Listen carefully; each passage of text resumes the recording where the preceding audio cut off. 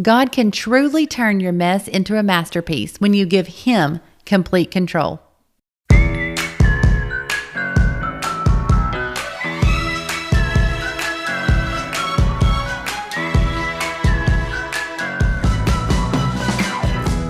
Hello and welcome to the Unashamedly You podcast, a space to enlighten, encourage, and empower you to go out and unashamedly be who God is calling you to be. I am your host, Jamie Herndon. I pray you hear less of me and more of Him as you listen to today's episode. Let's grow together.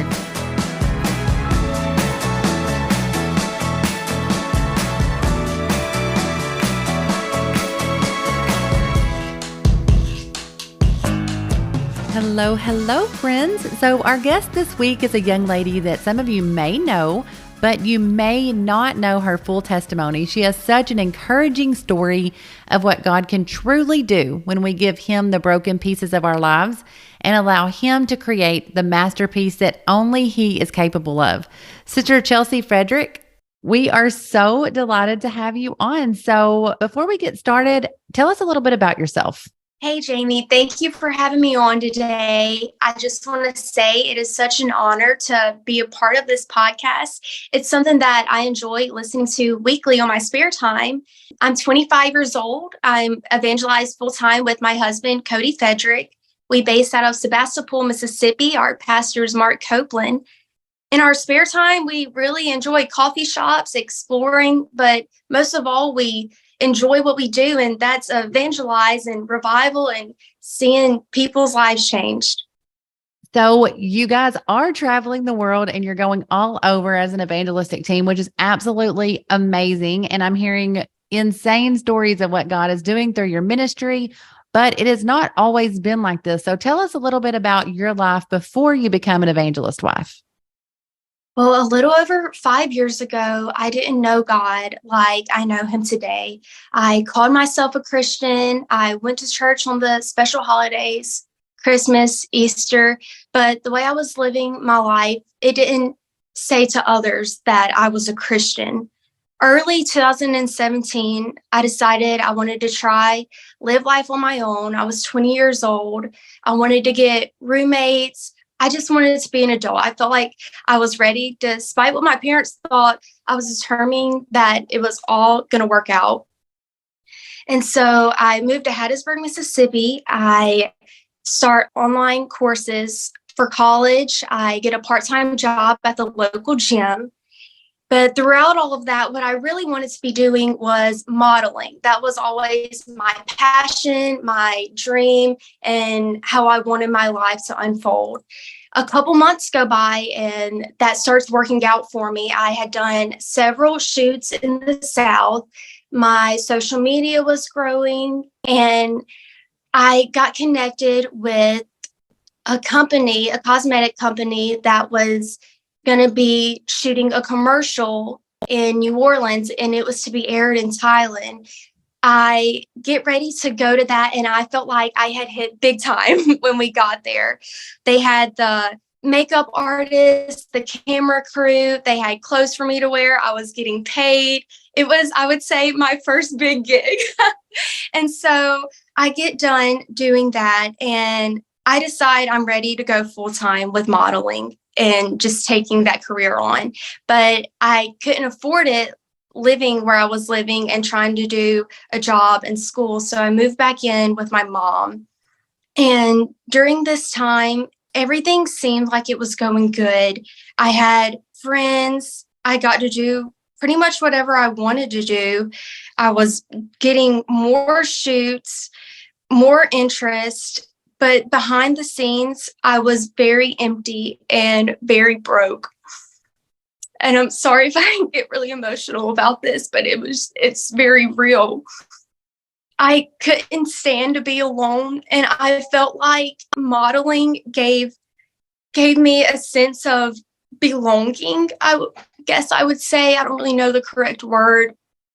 I like the attention that it gave me.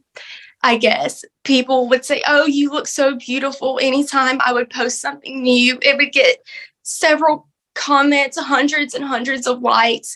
And I got addicted to social media and posting and just putting on an air that just wasn't real. It was honestly, it was fake. It wasn't me. And even on that shoot that we did for the cosmetic commercial, I remember after I got my makeup done, looking in the mirror at what the artist had done to my face. And I felt sad for a moment because I said, this doesn't look like me at all.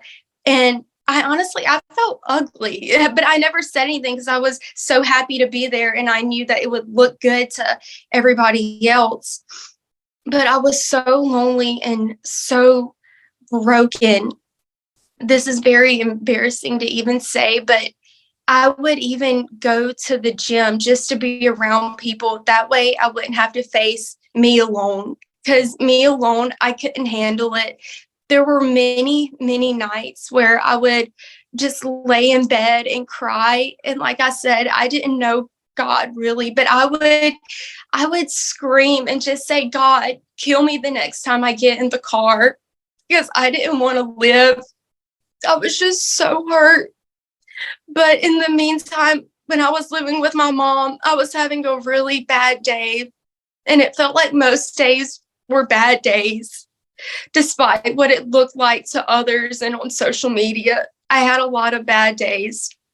And I felt like I just needed to get away. So I got in the car and I was just driving alone and doing all I knew to do as far as talk to God. I turned the Christian radio station on and I was driving and God spoke to me.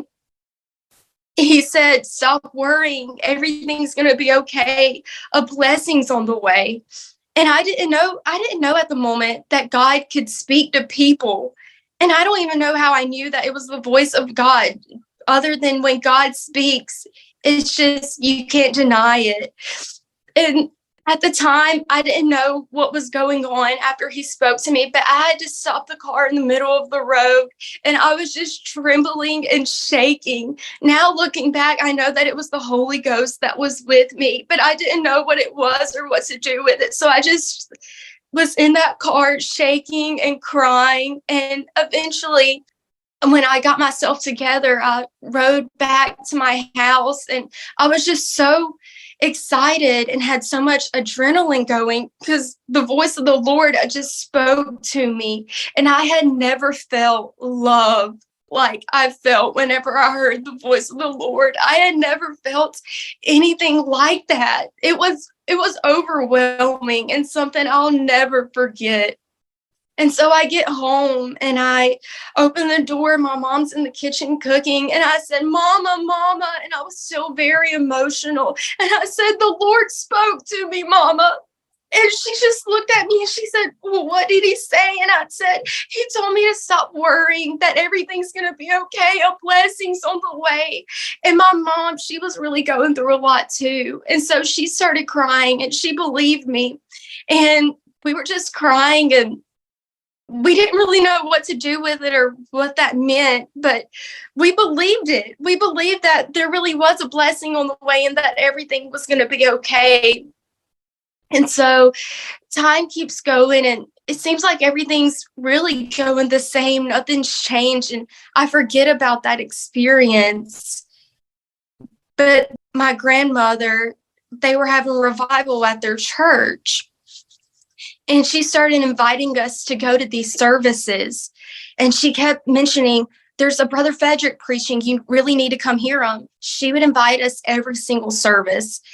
And it had been several weeks and we never went. And we didn't want to go. It was a 3-hour drive. We didn't want to be in church. But one night, my mom, she came to me and she said, Chelsea, let's just go to church tonight and drive up to see your grandmother. That way she'll quit inviting us. And I said, okay, Mom, that's fine. But I'm not wearing any of those Pentecostal clothes and I'm not fixing my hair. And so I just threw on something and put my hair in a slick back ponytail. And we drove to church that night. I got there and I sat on the back row. My grandmother came and sat with us.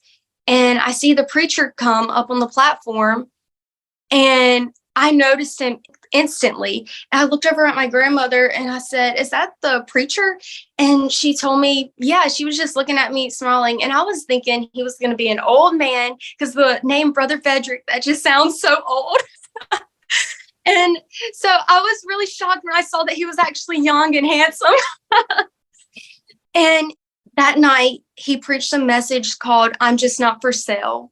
And it was a word straight from God, straight to me. There was things said in that service that only God knew that was going on in my life and how I felt, because I wasn't open with anyone about the things that I dealt with or what really went on in my life.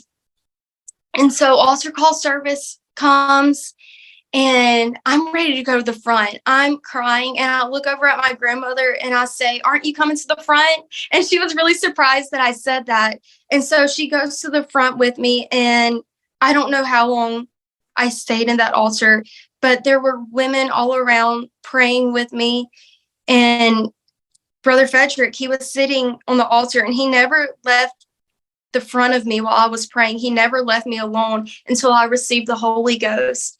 And that was the greatest feeling in the world. And it was so real.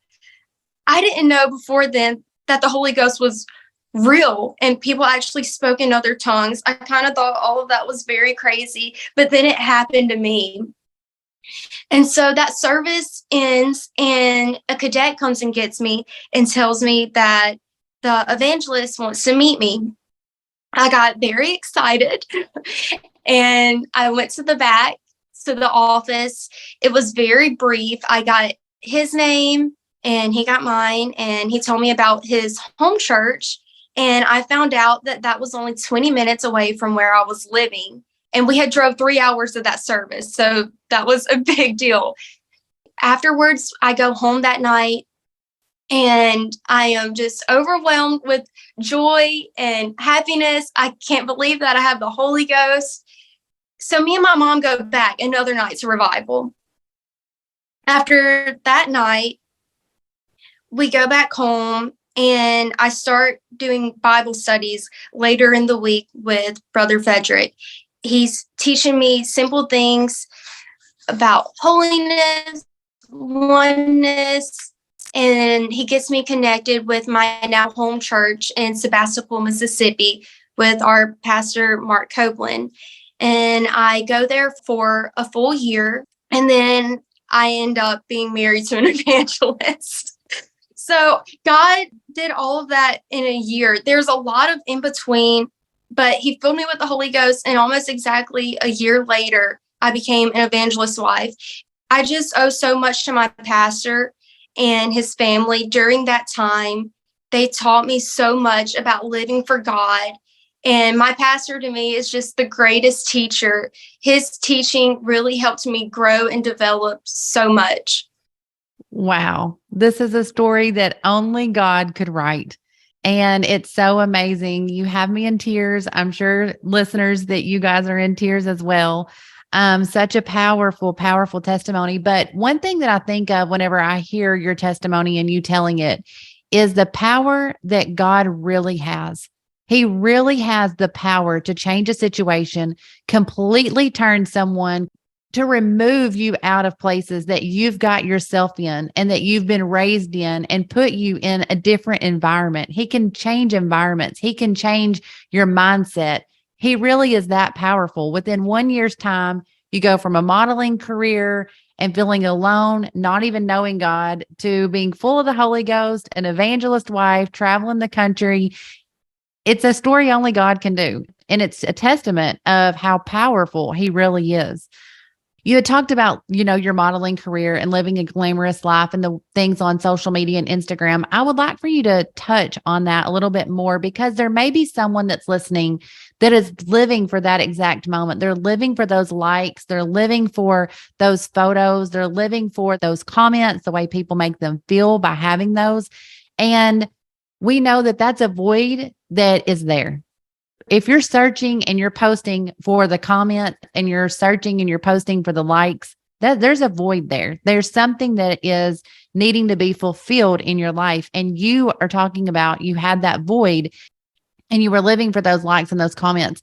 So if you will kind of expound a little bit on maybe something that you could say that may would help them. I would say all of that looks so beautiful from the outside. If you could ever just see that person on the inside, how broken they are. Because, like I mentioned, everything about my life seemed very beautiful. I had beautiful friends. We had a lot of fun. I had the modeling going on.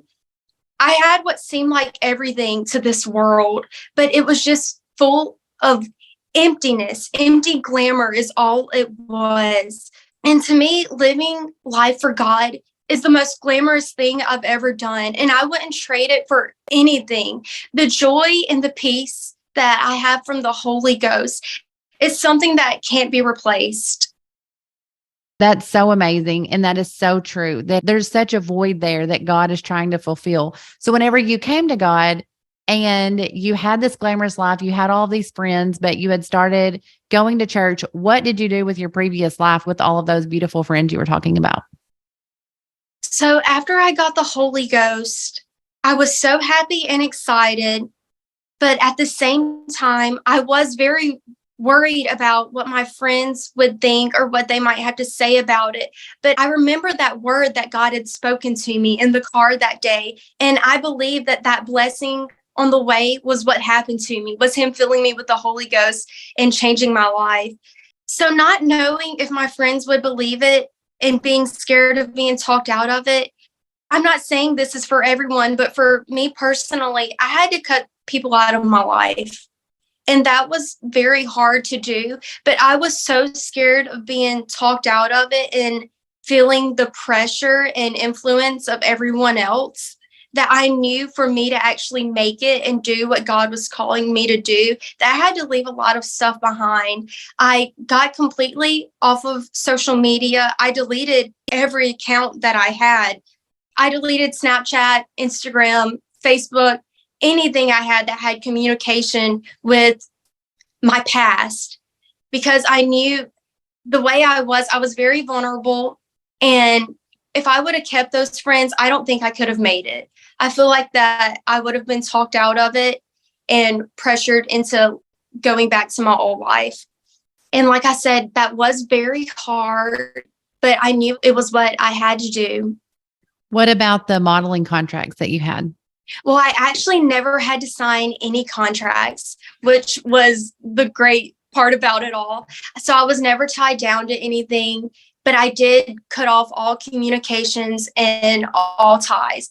It was honestly insane. I don't know how it all worked out, other than me cutting everything out was the best thing I could have ever done.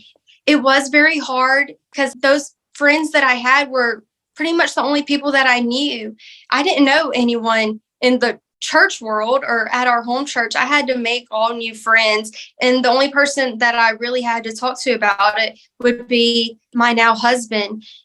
But other than that, I didn't really have anybody. So you may be listening to this and wondering, how in the world could the Lord do that within a year's time? And the fact that your husband prayed you through to the Holy Ghost is a very special story that most do not have. That has to be something so special.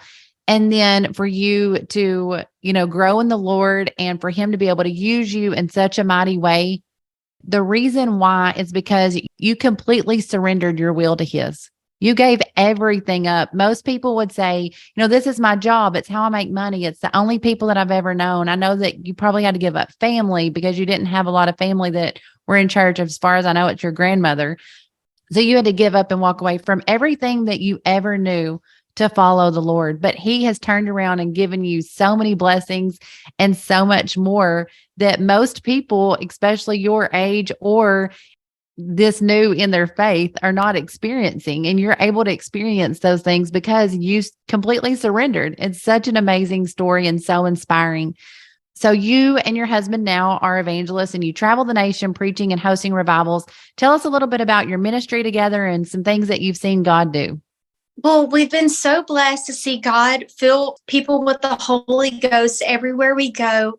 We are seeing long altar calls. Just this past week in Beaufort, Georgia, we did a Friday night youth service, and there were young people in the altars until early that morning, praying, seeking God, waiting out in the Spirit. And just one story that I thought of that was so neat.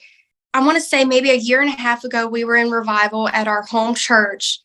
A girl comes in and she's so broken. She was captain of her cheerleading team and had just made the dance team for college. She had always been told once she was saved, she was always saved, but she never felt quite right within herself about that. This is her wording. She said, I've always felt lost, even though people always told me I was saved.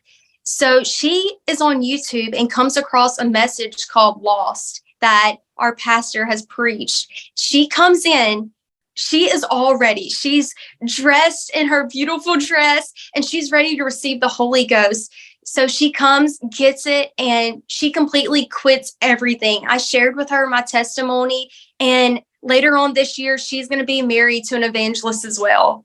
That is so amazing. How inspiring, because of your testimony and what you've done, able to help other people to do the exact same thing. So this podcast and what this community is all about is being who God is calling you to be unashamedly. And you are definitely a example of unashamedly doing what God is calling you to do. What advice would you have for some other young ladies or maybe some women that are listening to this, that they may be in the struggle? You know, there's a struggle, there's a fight to give things up and to follow some things that God is calling you and asking of you. It's not always easy to do that. What is some advice that you may would give someone? Once we were in LeGrand, Oregon, and I heard Sister Robin Parker. She said this statement when testifying. She said, if you live for God hard, it'll be easy. And if you live for God easy, it will be hard. And so that is a statement that has stuck with me. I want to live for God with all I have. When we start trying to cut corners and say, can I still do this and live for God? That's when we start to struggle, really. But if you'll just give it all you have, it'll be easier. And God proves himself time and time again. Whenever you give him everything, he's going to give you everything. The windows of heaven completely open in your life. Our bishop often says, if your blessings windows feel stuck, if there's a reason that you're not feeling that flow, you're not feeling those blessings just flow in and feeling that connection in your life, there's a reason why. But if you'll go ahead and you'll keep prying and you'll keep working on yourself and you'll keep getting rid of those things, those windows of heaven are going to open up and those blessings are going to freely flow in once you allow him to take complete control. This was so good. I'm so thankful that you took time out of your day and out of your schedule. I know it's not easy with you guys always out of town and you're always gone. Thank you so much for doing this for us. Do you have any final thoughts or anything else that you would like to share with us? Maybe I would just like to say the world has so much fake in it, and that there are more people like me who are searching for something real. They want something real. They are broken. And I would just like to mention this. I had a friend who I did reconnect with later once I felt like I was where I needed to be. I shared with her my testimony.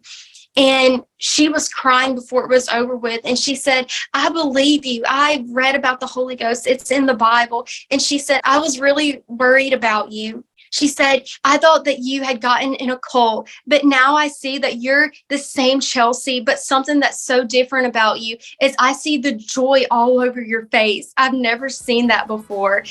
And that was really a big moment for me.